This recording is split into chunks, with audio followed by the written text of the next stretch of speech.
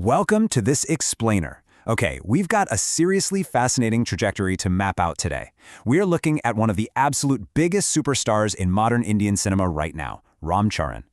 After reaching what is essentially the Mount Everest of global success, the guy is standing at a massive, career-defining crossroads. The stakes for him right now are literally astronomical, and watching how he navigates this next phase is just a masterclass in the wild, unpredictable nature of the film business. Let's get right into it. Imagine, just for a second, the universe-sized pressure of coming off a worldwide, Oscar-winning juggernaut like RRR. Suddenly, the whole planet knows your name, right?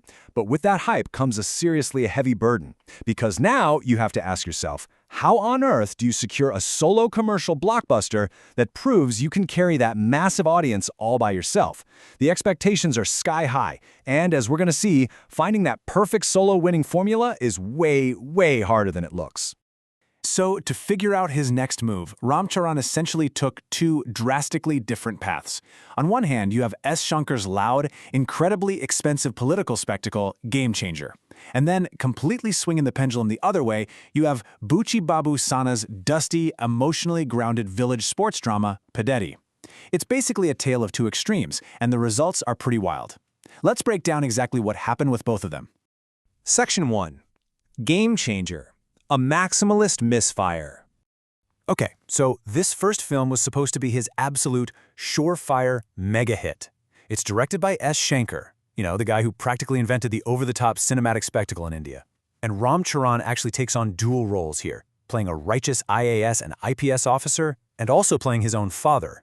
The whole theme is classic Shankar, a lone warrior taking down systemic political corruption. But there's a catch. It's strapped to a hefty 2-hour and 45-minute runtime, completely stuffed with dizzying camera work and high melodrama. We are talking every single emotion dialed up to an 11. So, how did the critics react to all of that? Well, Anupama Chopra from The Hollywood Reporter India pretty much hit the nail on the head. She noted that while Ram Charan definitely committed to these two characters, ultimately his performance is just totally lost in the sound and fury. The extreme maximalism, the wildly spinning camera angles, and the super loud messaging just entirely overpowered his acting. It was basically an assault on the senses that swallowed the lead actor whole. Though, to be fair, all that spectacle did give us some unintentionally hilarious moments. Chopra actually pointed out that Ram Charan spends so much of this movie dramatically getting in and out of helicopters. She called it perhaps the best use of helicopters since Shah Rukh Khan in K3G. It's funny, but it really highlights just how ostentatious the director was going for here. It's huge, it's expensive, but we have to ask, did it actually work for the audience? Section 2. The box office reality, translating hype to numbers. So did all those helicopters, the reported 75 crore rupees spent just on the musical numbers, and that massive scale actually translate into cold, hard cash? The answer is a resounding no. The film grossed about 186 crore worldwide. Now sure, in a vacuum, that sounds like a ton of money, but to put that into perspective, the film had a staggering break-even point of over 425 crore. Because it fell so astonishingly short of that target, box office trackers literally classified the film as a financial disaster. And if you want to know exactly what went wrong, just look at the day-to-day drop-off. Day 1 rides completely on sheer star power and hype, pulling in over 41 crore for the Telugu version. But then, bam! Day 2 plummets down to just 12.5 crore. Fast forward to day 11, and it's barely scraping by at 0.7 crore.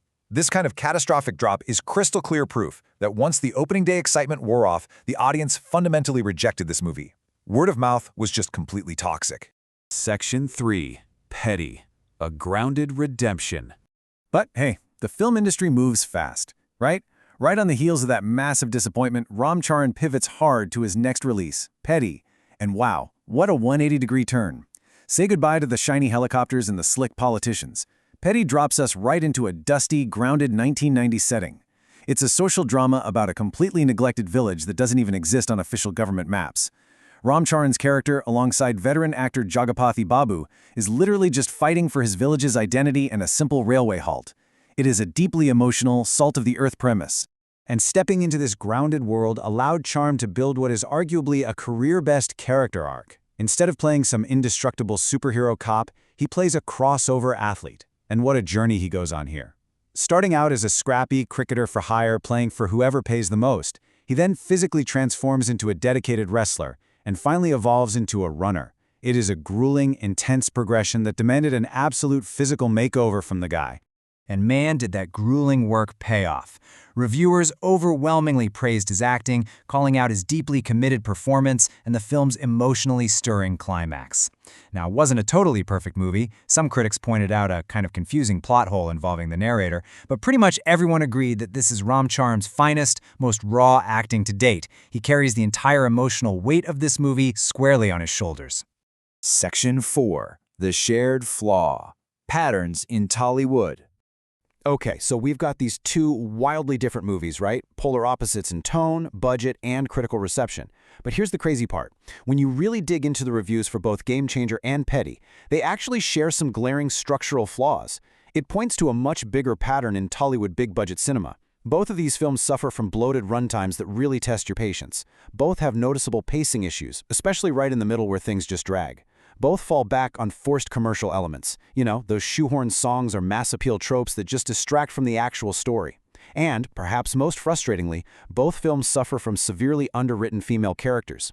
This shared flaw is incredibly obvious when you look at how both of these films treat their female leads. In Game Changer, Kiara Advani was basically reduced to a pretty prop, delivering dialogue that was honestly a bit comical when it was trying to be serious. And then over in Peddi, Janhvi Kapoor's character is heavily front-loaded in the first half, mostly just for glamour, and then she essentially completely disappears when the crucial second-half story kicks in. It's a highly problematic pattern, and critics were definitely not shy about calling it out across both projects. So, what does this all mean for the superstar? That is the ultimate question to wrap up this explainer. Looking at the total misfire of the maximalist spectacle versus the high critical praise for his raw, grounded acting in Peddi, has Ram Charan finally found his true solo-winning formula? Is abandoning those over-the-top superhero tropes in favor of real, character-driven storytelling the way forward for him? Or is the cinematic ghost of RRR, that massive expectation of universe-shattering scale, still looming just a bit too large over his choices? It is a truly fascinating crossroads, and what he does next is going to be incredible to watch. Thank you so much for joining me today, and keep questioning the formulas behind the films we all love.